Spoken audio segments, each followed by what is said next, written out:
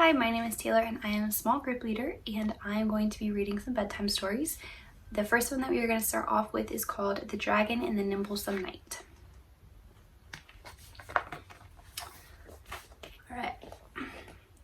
The dragons of dread were a terrible bunch. They ate boys for their breakfast and girls for their lunch. But the best thing of all, their favorite delights, were dribblesome, nibblesome, noble-kneed knights. When the smallest of all the dragons turned 4, his parents said, "Dram, you're a baby no more. The nest's getting cramped and you've never once flown. Now go bite a nibblesome knight of your own."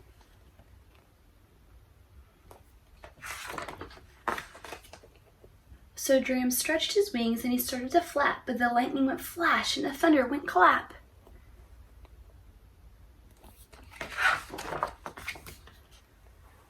It hailed and it galed, and the winds looped and curled, and they whisked Drum away to the end of the world, where he thumped and he bumped, and he went bounce, clatter, crash, and he fell in a lake with a fantaneous splash.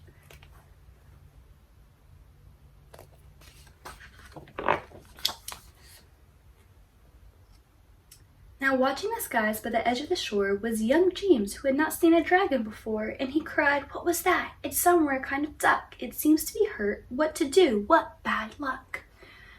So he took off his armor and he said with a grin, "I'm coming to help you," and he wadded right in.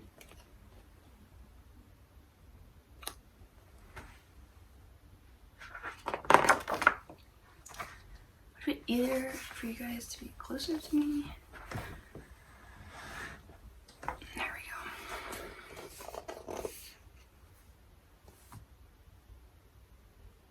Oh, that's so much better. Okay. Let's try this again. We're gonna get even closer. There we go.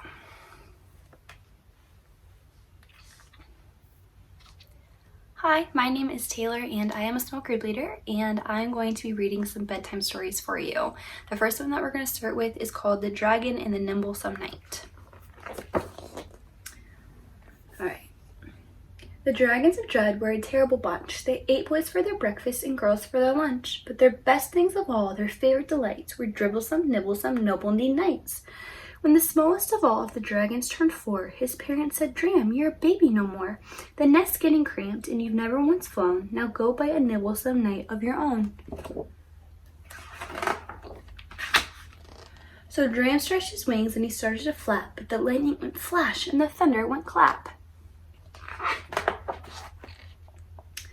It hailed and it galed, and the winds looped and curled, and they whisked Drum away to the end of the world, where he thumped and he bumped, and he went bounce, clatter, crash, and he fell in a lake with a fantaneous splash.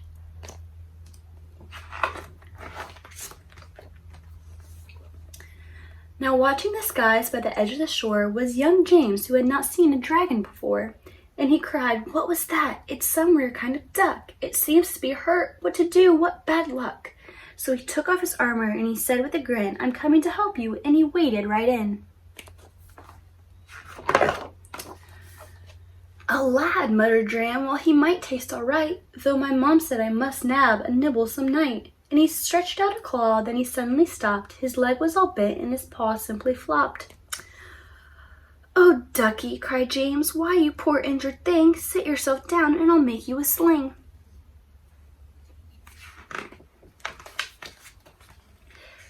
"That's better," thought Dram. "Now I must find a bite of a dribblesome, nibblesome, noble-kneed knight." So he waved a goodbye and he tried to breathe smoke, but all that came out was a hoarse kind of croak. "Oh, ducky," cried James as Dram struggled to roar, "what a strange sort of quack! Why, your throat must be sore. Come to the woods and I'll fetch you some honey. It makes a good medicine, all soothing and runny." "That's better," thought Dram. "Now I must find a bite of a dribblesome, nibblesome, noble-kneed knight." So he waved a goodbye and he started to fly, but his wings were too weak to take off in the sky.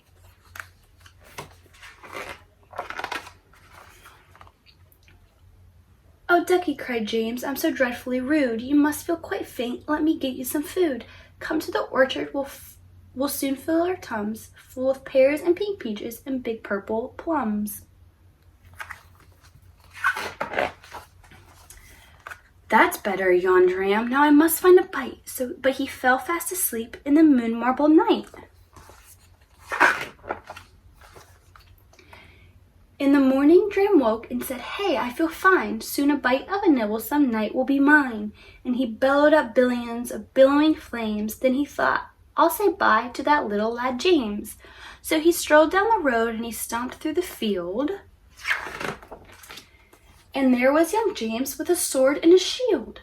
"You're a knight?" shouted Dram. "You're not simply a lad. You're a dragon," yelled James. "You're all beastly and bad." "Yes," muttered Dram, "I suppose I should bite." "Oh," mumbled James, "then I guess I should fight.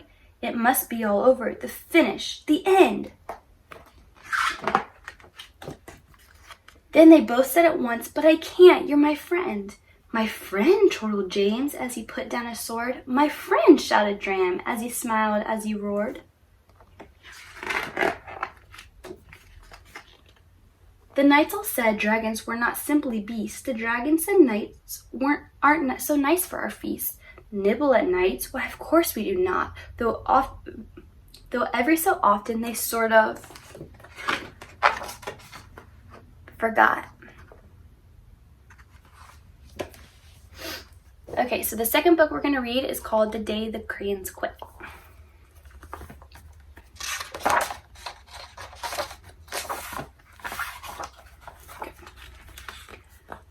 One day in class, Duncan went to take out his crayons and found a stack of letters with his name on them.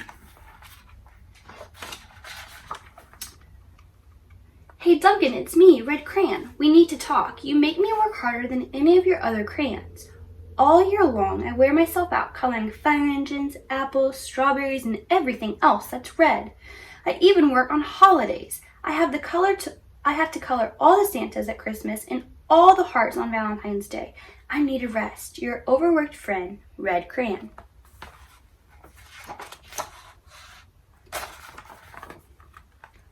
Dear Duncan, all right, listen. I love that I'm your favorite crayon for grapes, dragons, and wizards' hats, but it makes me crazy that so much of my gorgeous color goes outside the lines.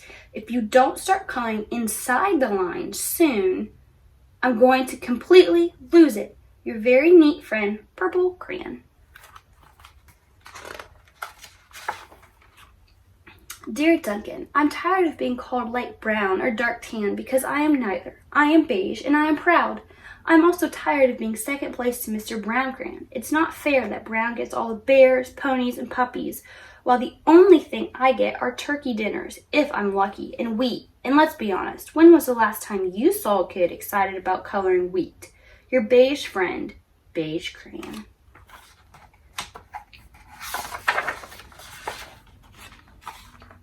Duncan, Gray Crayon here. You're killing me. I know you love elephants, and I know elephants are gray, but that's a lot of space to color in all by myself. And don't even get me started on your rhinos, hippos, and humpback whales. You know how tired I am after handling one of those things. Such big animals. Baby penguins are gray, you know. So are very tiny rocks, pebbles. How about one of those once in a while to give me a break? Your very tired friend, Gray Crayon.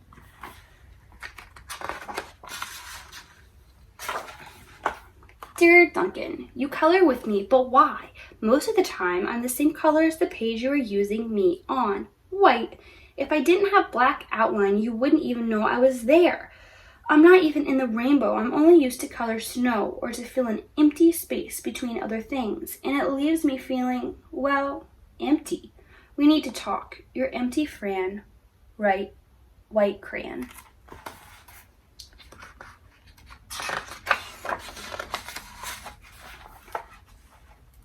Hi Duncan, I hate being used to draw the outline of things that are colored in by the other colors, all of which think they're brighter than me. It's not fair when you use me to draw a nice beach ball and then fill in the colors of the ball with all the other crayons. How about a black beach ball sometime? Is that too much to ask? Your friend, Black Crayon.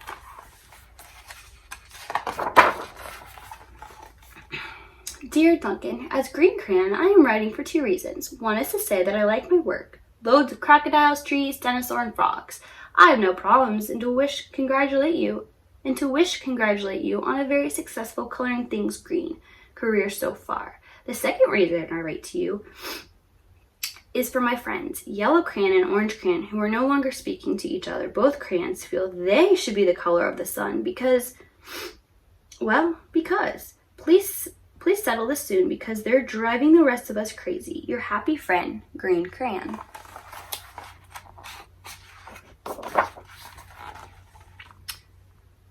Dear Duncan, Yellow Crayon here. I need to tell you, Orange Crayon, that I am the coolest of the sun. I would tell him, but we are no longer speaking. And I can prove I'm the color of the sun too. Last Tuesday, you used me to color the sun on your Happy Farm coloring book. In case you've forgotten, it's on page 7. You can't miss me. I'm shining down brilliantly on a field of yellow corn, your pal, in the true color of the sun, Yellow Crayon.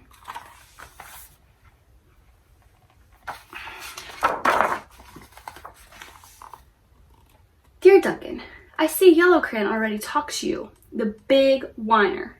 Anyway, could you please tell Mr. Tattletale that he is not the color of the sun? I would, but we're no longer speaking. We both know I am clearly the color of the sun because on Thursday you used me to color the sun on both the Moon Sky Island and the Meet the Zookeeper pages in your day at the zoo coloring book. Orange, you glad I'm here? Ha! Your pal, and the real color of the sun, Orange Crayon.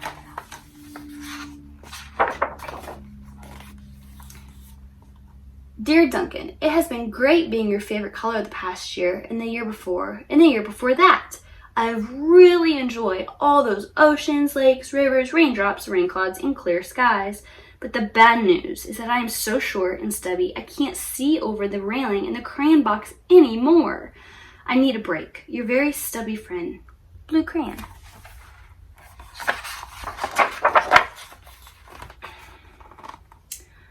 Duncan, okay, listen here, kid. You have not used me once in the past year. It's because you think I'm a girl's color, isn't it? Speaking of which, please tell your little sister I said that thank you for using me to color in her little princess coloring book. I think she did a fabulous job of staying inside the lines. Now back to us. Could you please use me sometime to color the occasional pink dinosaur, monster, or cowboy? Goodness knows they could use a splash of color. Your unused friend, Pink Crayon.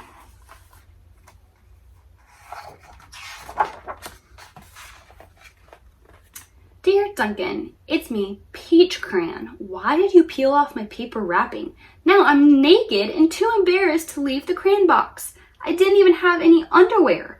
How would you like to go to school naked? I need some clothes. Help, your naked friend, Peach Crayon.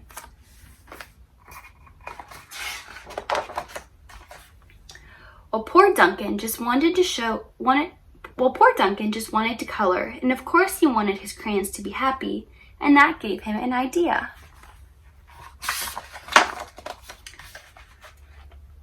When Duncan showed his teacher his new picture, she gave him an A for coloring